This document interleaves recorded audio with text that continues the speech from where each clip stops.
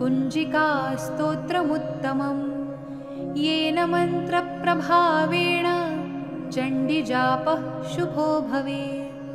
न कवचं नार्गलास्तोत्रं कीलकं न रहस्यकं न सूक्तं नापि ध्यानञ्च न न्यासो न च वार्चनम्। कुञ्जिकापाठमात्रेण दुर्गापाठफलं लभेत्।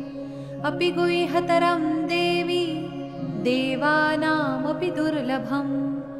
गोपनीयं प्रयत्नेन स्वयोनिरिव पार्वती। मारणं मोहनं वश्यं स्तम्भनोच्चाटनादिकम् पाठमात्रेण संसिद्ध्येत् कुञ्जिकास्तोत्रमुत्तमम्। अथ मन्त्रः।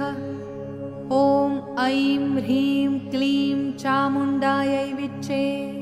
ॐ ग्लौं हुं क्लीं जूं सः ज्वालय ज्वालय ज्वल ज्वल प्रज्वल प्रज्वल।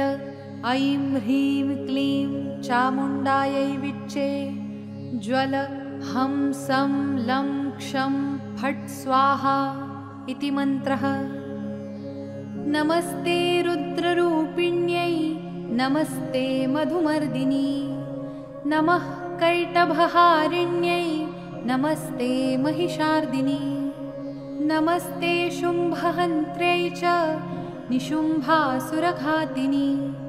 जागृतं हि महादेवी जपं सिद्धं कुरुष्व मे। ऐङ्कारी सृष्टिरूपायै ह्रीङ्कारी प्रतिपालिका। क्लीङ्कारी कामरूपिण्यै बीजरूपे नमोऽस्तु ते। चामुण्डा चण्डघाती च यैकारै वरदायिनी। विच्चे चाभयदा नित्यं नमस्ते मन्त्ररूपिणी। धां धीं धूं धुर्जटेः पत्नी वां वीं वूं वागधीश्वरी। क्रां क्रीं क्रूं कालिका देवी शां शीं शूं मे शुभं कुरु। हुं हुं हुंकाररूपिण्यै जं जं जं जम्भनादिनी। भ्रां भ्रीं भ्रूं भैरवी भद्रे भवान्यै ते नमो नमः। अं कं चं टं तं पं यं शं वीं दुं ऐं वीं हं क्षं धिजाग्रं धिजाग्रं त्रोटय त्रोटय दीप्तं कुरु कुरु स्वाहा।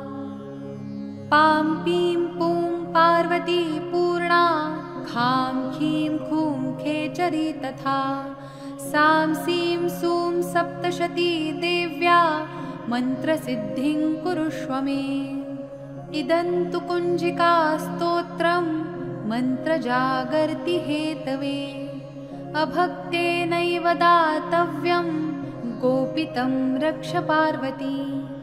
यस्तु कुञ्जिकया देवी हीनां सप्तशतीं पठेत् न तस्य जायते सिद्धिररण्ये रोदनं यथा। इति श्रीरुद्रयामले गौरीतन्त्रे शिवपार्वतीसंवादे कुञ्जिकास्तोत्रं सम्पूर्णम्। ॐ